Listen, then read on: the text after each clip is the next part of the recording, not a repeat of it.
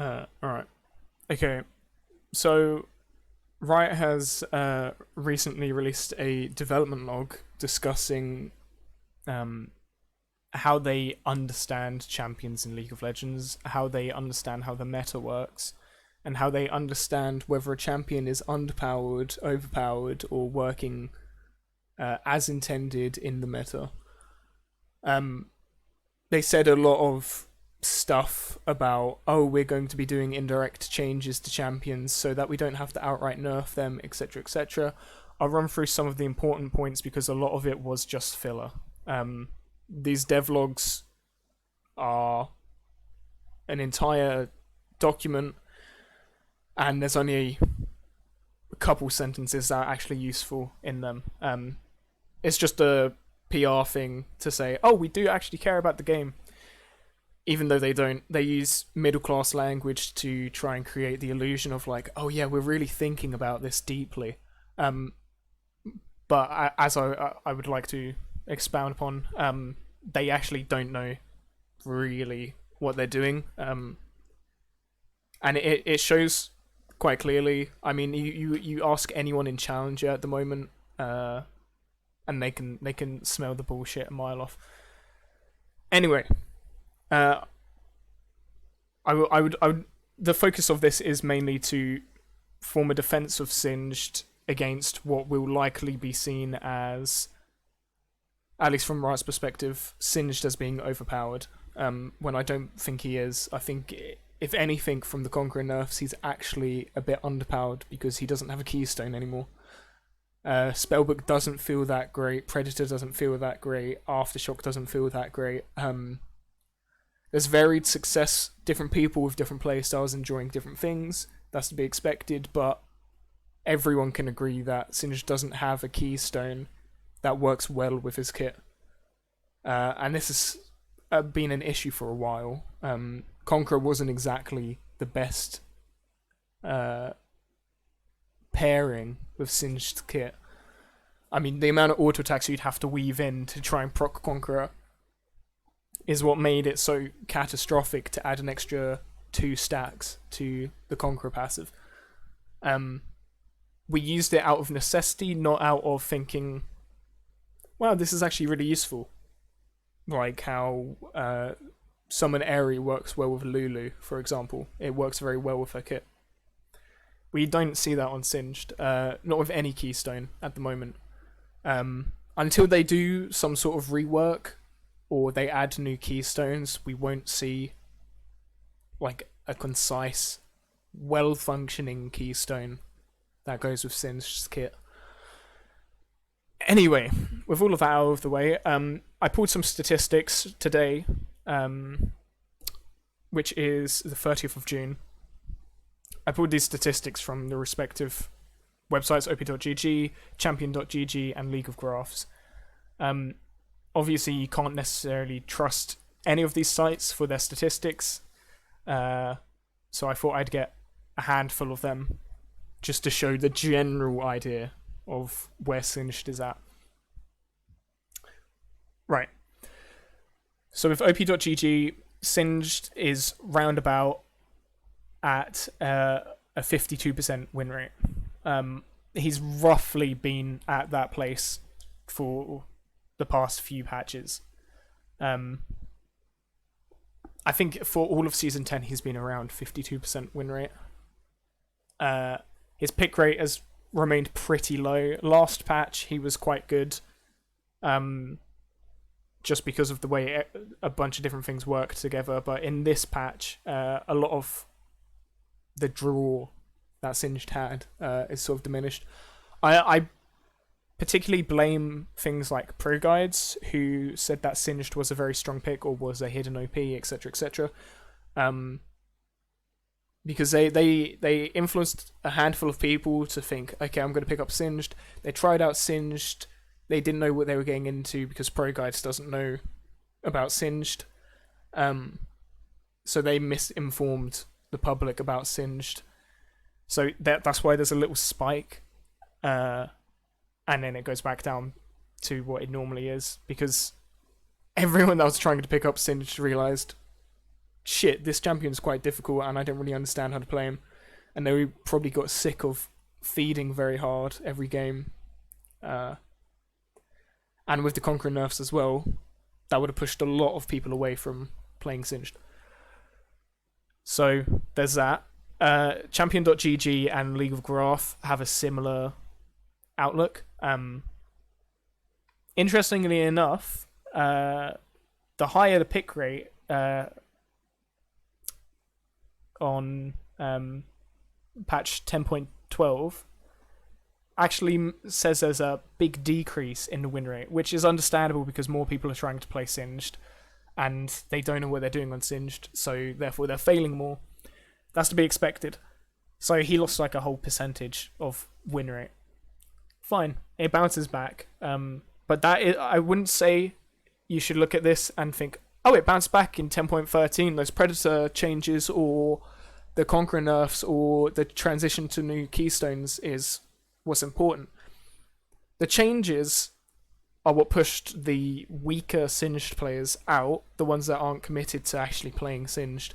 So now it's back to just being the one tricks instead of Singed being a meta pick that people think, oh yeah, I'll pick this champion up and I'll take it into ranked, like people do with Fiora or Darius or other good solo queue champions.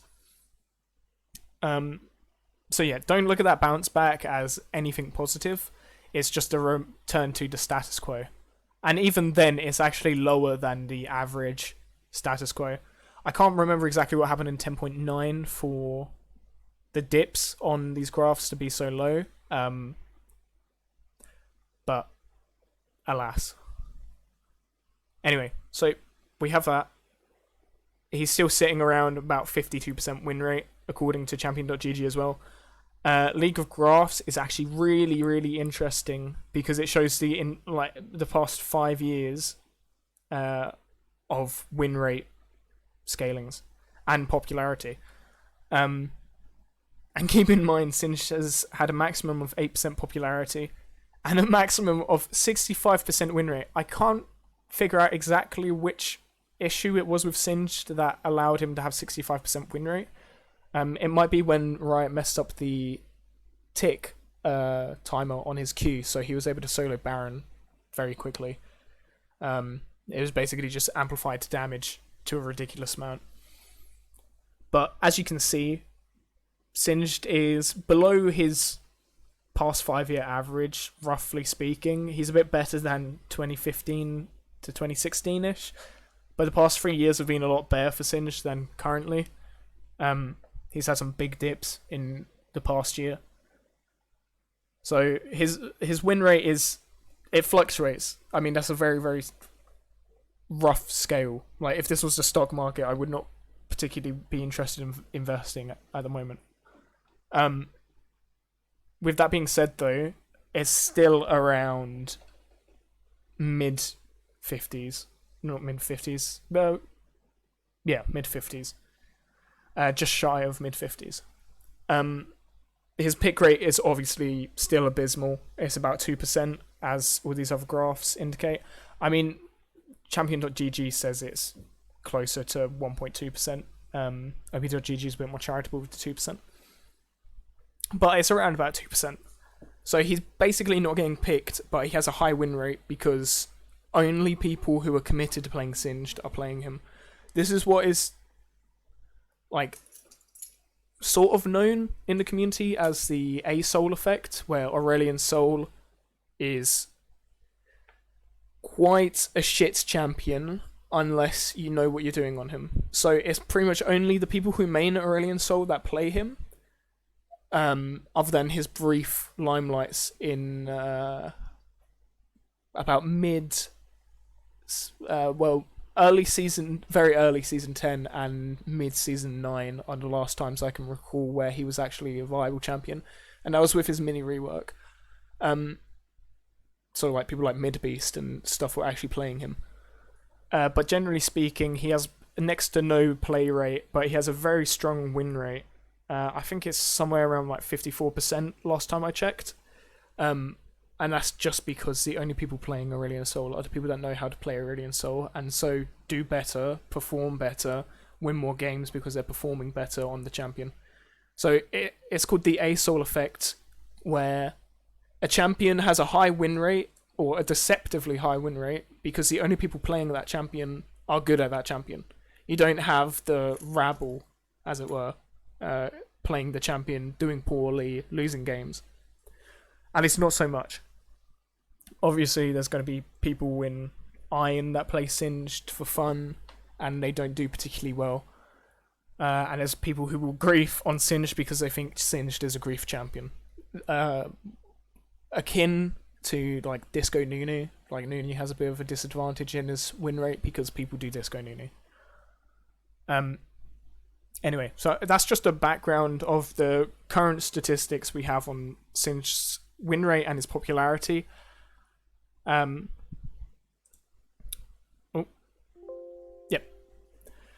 So this is the updated graph of how Riot understands basically every champion in the game.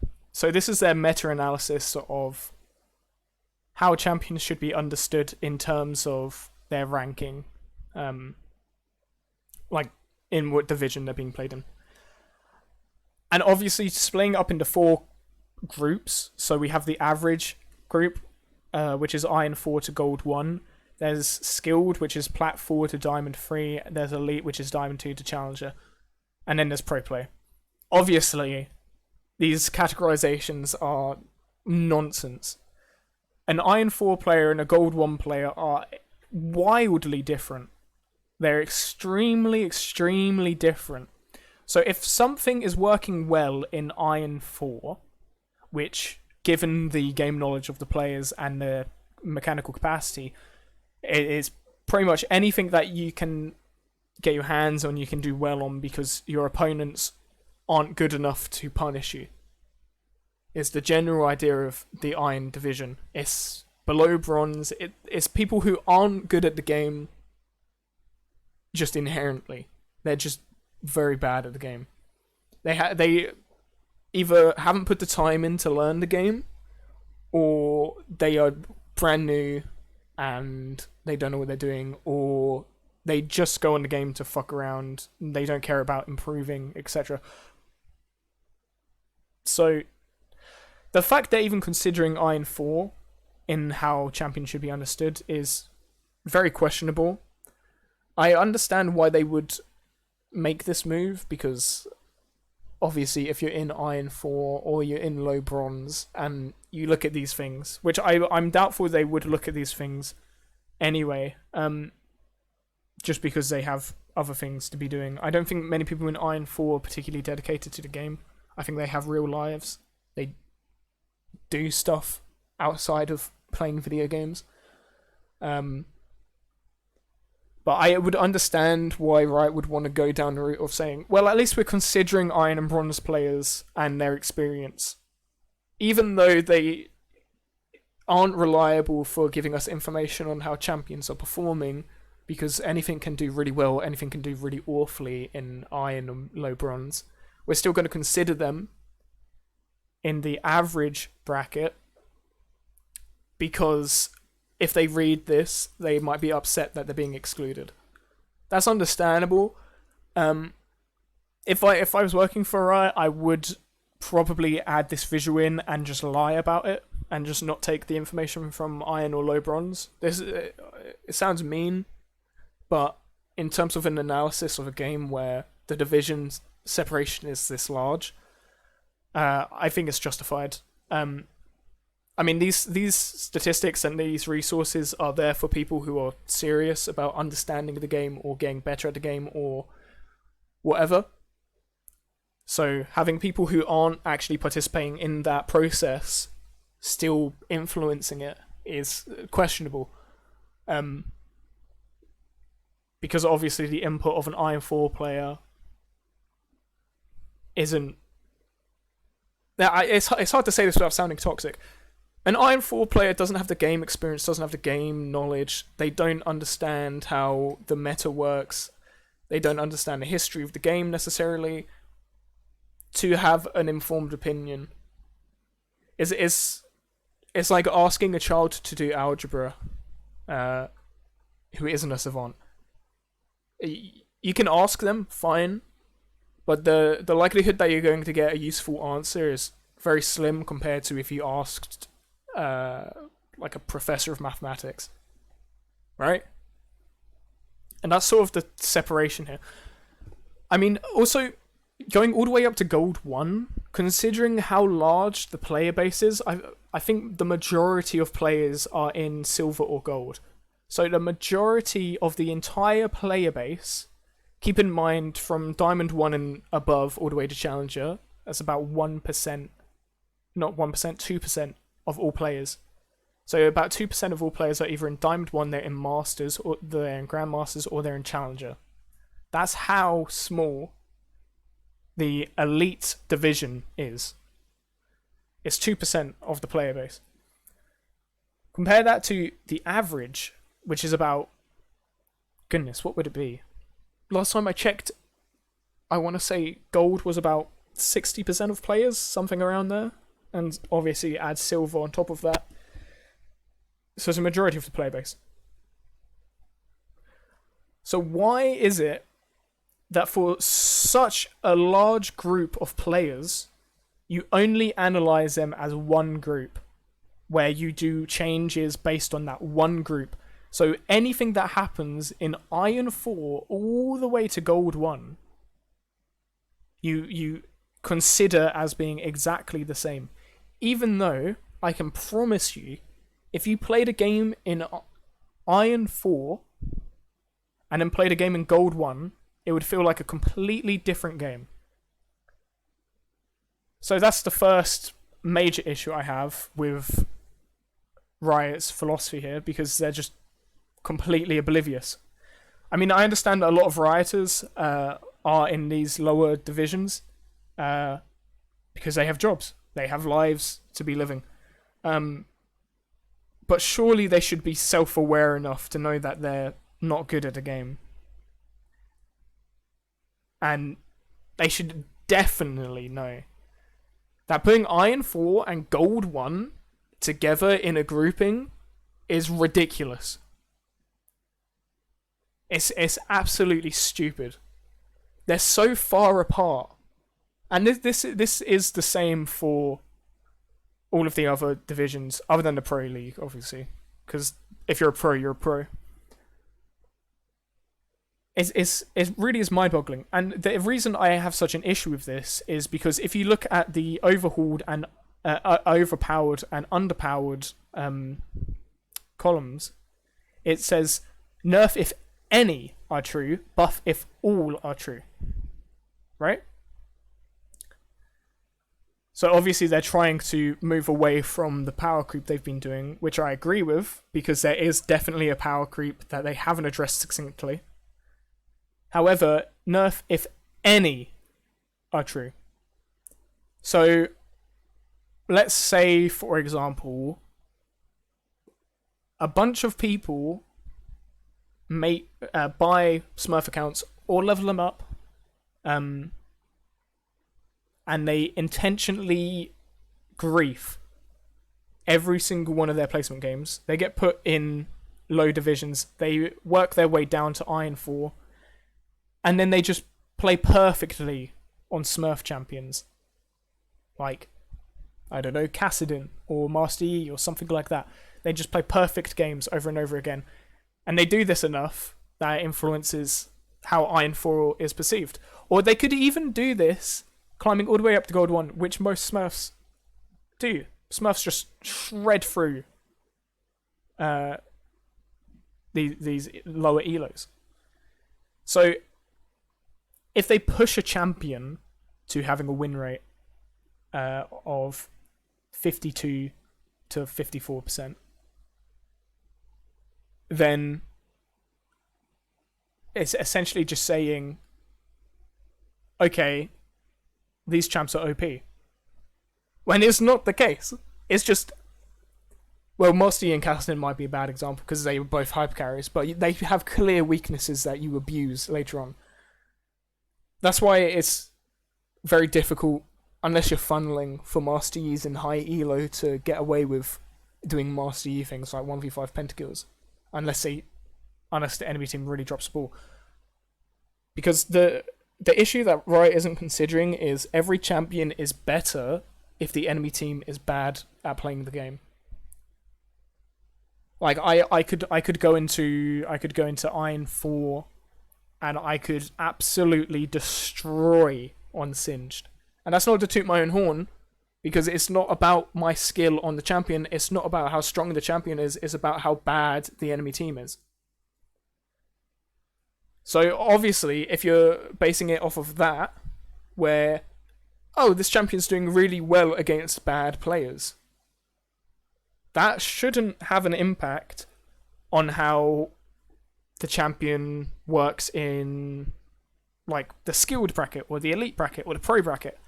However, nerfs are across the board. So if a champion is OP in Iron 4, then it's going to get nerfed in Iron, Bronze, Silver, Gold, Platinum, Diamond, Masters, Grandmasters, and Challenger. Just think about that. How ridiculous is that? And this happened with Singed when he lost his armor and some health in the early game, because he was too strong in the average bracket. People were doing too well with him in Silver and Gold, because Singed is really, really good at abusing positioning mistakes, which are very, very prevalent in Silver and Gold. Well, Iron as well, obviously, and Bronze. But that nerf went across the board. So our pro players, well, bracket pro players, our high elo players, the people who were in Masters, Grandmasters, High Diamond 1, etc., they were absolutely destroyed by that change. That change didn't really affect the people in Silver and Gold who were actually getting those really good win rates, because the change is very, very minute if you're just using the champion to abuse positioning mistakes. Losing that bit of armor and that bit of health doesn't change the fact that you're able to abuse people's positioning mistakes with Singed. But when you get to these higher elos and people know how to play around Singed, they know how to position correctly, they know how to abuse Singed very easily, because Singed is a very easy to abuse champion. Losing even that small amount of armor and that health at the beginning of the game actually just took away our laning phase. We've struggled so much with laning phase since that nerf, because he needs that health, he needs that armor against these lane bullies. So Singed has just been absolutely destroyed with a nerf that was aimed at the average division, but it predominantly affected the elite division. And there's no way around making horrible game-ruining mistakes like that with this system in place. But also, with pro play, or even in elite play, if a champion's doing really well, and it gets a nerf, that's more understandable, because they're actually playing against good players, so it's more difficult to get really good win rates. Supposedly. I mean, the ranked climate is a mess. People grief a lot. People don't play to their best. So even elite play, and I don't even know if I'd consider pro play among these other things, because pro play is so separate from solo queue at this point that it's difficult to consider them in a similar way. But if you get a good win rate in elite, for example, and then that trickles down to nerf everyone else in skilled and average, that makes no sense. Because if you're a good player and you've climbed to elite and you're very good at your champion and you're still doing well there, that says absolutely nothing about average or skilled play, because those players aren't you. If they were you, then they would be climbing to elite. So Riot really hasn't considered the multifaceted aspect of this, where for a champion to be good, the player has to be good, and the champion has to be good, and the enemy team has to be bad. or the enemy champions have to be bad. Right? But the way Riot understands it is, if a champion is doing well in any of these divisions, then we have to nerf them across the board, even if it doesn't affect these different divisions. And then with underpowered, it's really just silly, because it's the same sort of issue but in reverse. So if I'll give you an example, Singed is absolutely awful in high elos. Singed is near unplayable in high elos. The fact that Socialist Singed was able to hit Challenger is insane. And the way he plays Singed is nothing like pretty much any other player. So, for him to even be up there, and to be suffering constantly, I mean, you should watch his games. Some of them are just tragic, because there's nothing he can do on that champion. You really can't play Singed in the high elo unless you are absolutely insane and you're playing at 200% capacity. But even then, even if he gets an awful win rate in Elite, that doesn't matter. They won't buff his champion unless people in Skilled and Average are doing poorly as well, which is ridiculous.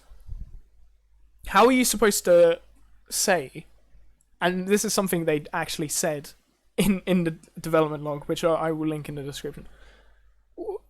What they said was, yeah, we really want to have champion diversity. We want at least 99% of all champions to be playable. And it's like, well, obviously you don't if you think this system is correct. This system is complete trash. Because if a champion isn't viable in high elo, but is viable in low elo, then you don't do anything about it. What really doesn't make sense to me is why they don't... Well, actually, I understand why, because Riot doesn't care about League of Legends genuinely. They care about the revenue they make from League of Legends so they can produce other titles such as Valorant, Teamfight Tactics, etc. Their bloody card game, whatever that's called. They're just using League of Legends to make money because it's their biggest name. They make the money from that, they invest it in other games, they pretend to care by releasing these development logs, which could be written by a secondary school student. And the way they fix this, like, this system could be fine if they just had 4 different patches. So if you were a player in Iron... I would change this. I would split it up so there's more sections, because obviously Iron 4 and Gold 1 are completely different. Plat 4 and Diamond 3 are very different. Diamond 1 and Challenger are so completely different as well. It's silly that they group them together. So they should split these sections up, obviously. And then what they should be doing is, for average play, they should have patch notes for average play. And they should balance the game around average play for average players. Skilled, they should have an individual patch note to show, okay, in skilled play, these are the champions that are strong at the moment, these are the champions that are weak, we're going to try and balance it out. And then balance it around skilled players in the skilled divisions. Same with Elite, and then same with Pro Play. But they don't do that. They try and blanket patch everything. And obviously there's the argument of, oh no, because what if you are in Gold 1 and you climb to Plat 4, then it's a completely different meta. And it's like, no, it wouldn't be a completely different meta. It would be roughly the same, but there would be important changes to, like, the top champions that are played in it. Because if you're climbing really well from, like, silver to gold with Aatrox, for example, as soon as you hit plat, you're not suddenly going to be shit at the champion. You're not going to be like, oh, well, I'm awful at Aatrox now because of these changes. You adapt very quickly to those changes. The meta would roundabout, in the grand scheme of things, be roughly the same. but it would have important differences in it to accommodate for how players actually play the game. that was a long rant, but it's important, because this is how they understand the game, and it's completely incorrect. And I'm certain of it because I've looked at the job requirements for Riot Games. I know for a fact that the people working there know that this is wrong. They know that this is incorrect. They know there's serious issues here. They just don't want to address them because they have to put extra resources into the game. They have to put extra time into the game. They have to put extra money into the game. And none of those are resources that Riot wants to put forward unless they're making money off of it. And as a free game, the ranked experience isn't the money driver. Skins and all those cosmetics and worthless shit is what actually makes them money. Buying champions, buying skins, etc. That's what they focus on. That's why they constantly release skins. That's why skins are only a minimum of 1,350 at the moment. They don't make anything less because supposedly, we don't want to make anything that's too low quality. But people are fine with having Gold Alistair. People are fine with having White Mage Veigar. Skins don't necessarily have to completely change the champion. It's just they want more money. It's the bottom line. It's a business. It's not there to actually care about our needs when we're playing this video game. They're there to make money off of us. And just looking at this just makes your heart sink. Because you see exactly just how ruthless they are. Like, you see, they really do not care about this game whatsoever. Because they don't even take the time to understand what competitive League of Legends is like. They don't care. Like, why would they? Putting all that extra time in to make players feel better, even though players are still going to play because they're addicted to the game. Why did they care? Anyway, these are some striking bits regarding power creep, which is something I've been doing a lot of research on recently. And it furthers my point of just saying League of Legends doesn't know what they're doing, and they don't even care that they don't know what they're doing. Like, they pretend that they know what they're doing or that they care with these development logs. And people will read these development logs and be like, well, yeah, cool, this is interesting. But they just aren't informed enough. They don't know the impact of what the development log is actually saying. So, combating power creep, which is a real thing in the game. Power creep has been in the game for a fair while now. Predominantly, it's to do with lanes. Lanes power creep through the metas. Mid lane and support are obviously the ones which have crept into dominance. Jungle had its day. ADC had its day. Top lane had tank meta for a while. Anyway, so this is what it says. In the first months of using the framework, we ended up buffing slightly more often than nerfing.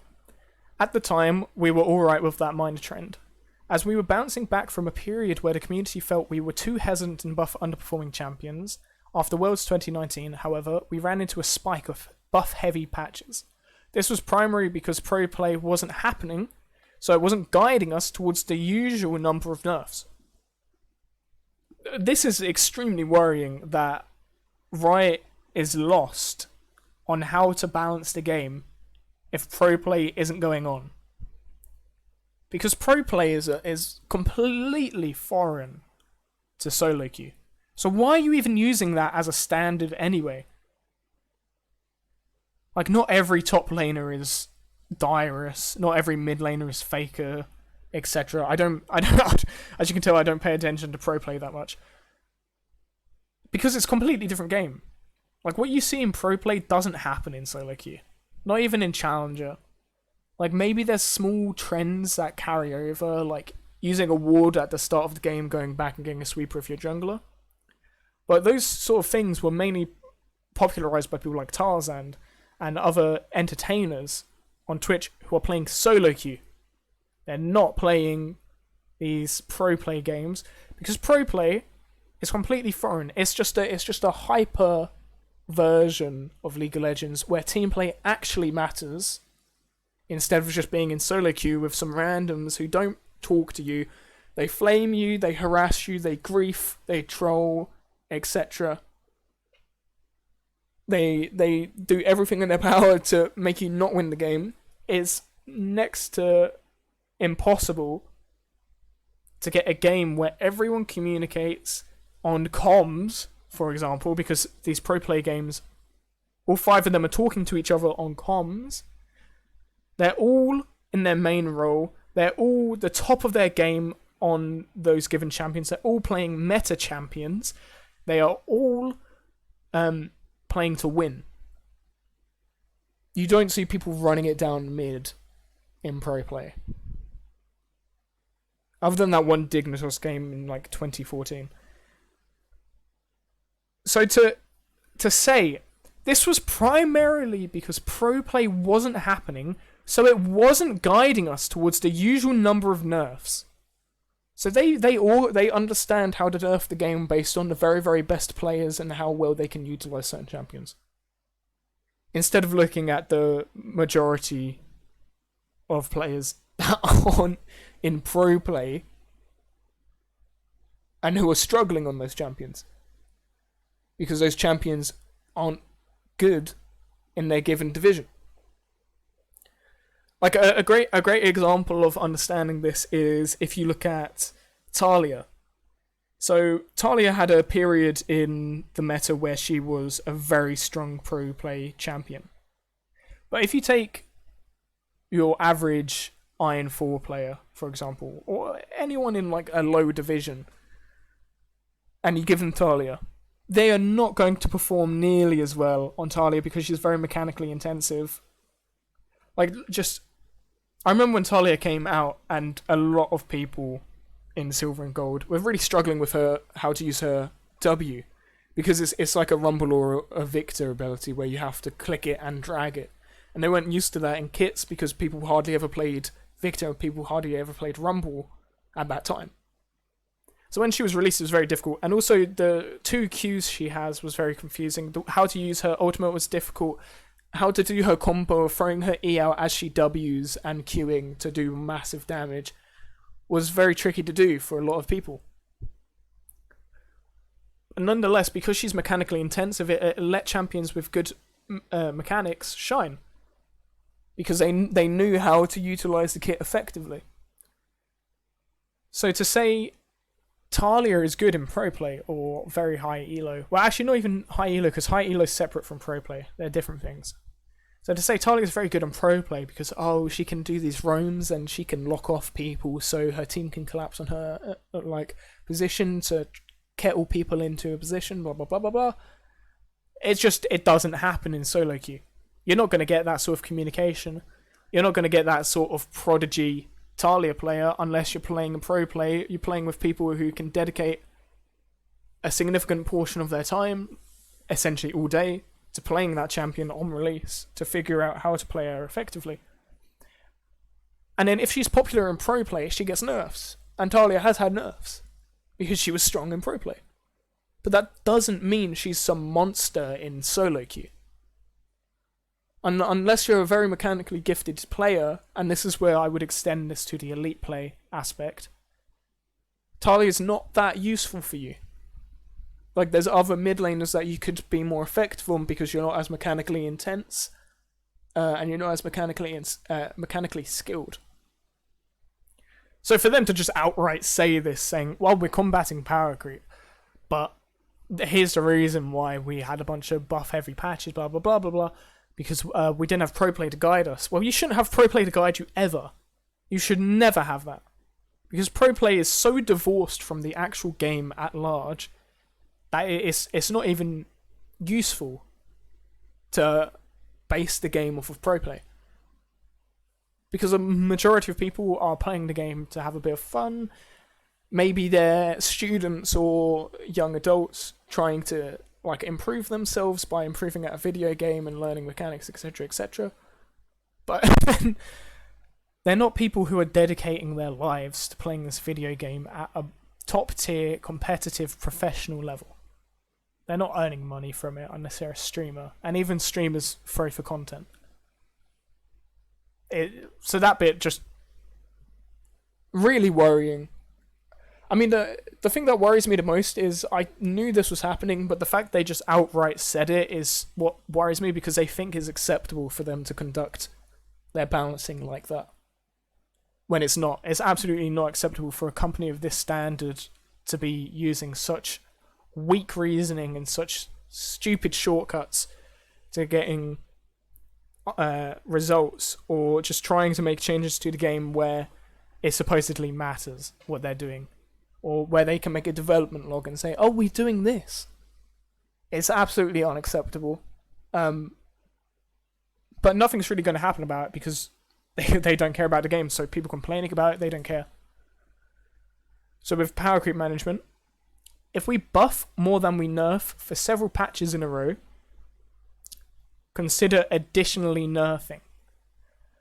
Pro, high presence, pick and ban rate champions in each position. Skilled, high performing, win rate, ban rate champion in each position. So if they're buffing a bunch of champions in a row, so if there's a lot of champions that have been left behind by the power creep and they have to buff them to try and catch them up, they're just going to nerf the top champions regardless.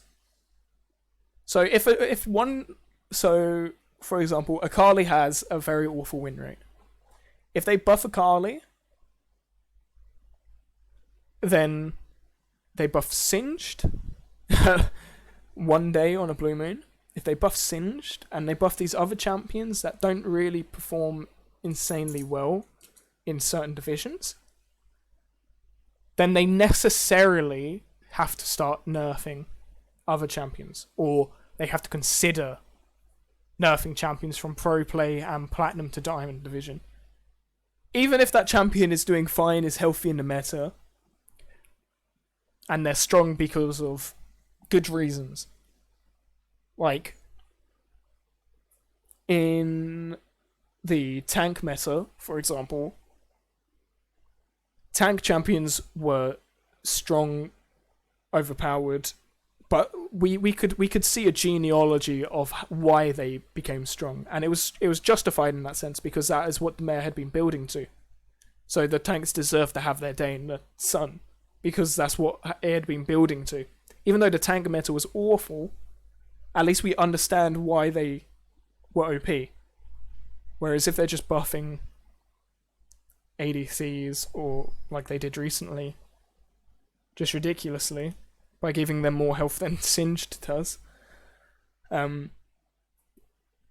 we should feel more outrage at that, because they're OP for no reason, or they're being buffed into being too strong for no reason.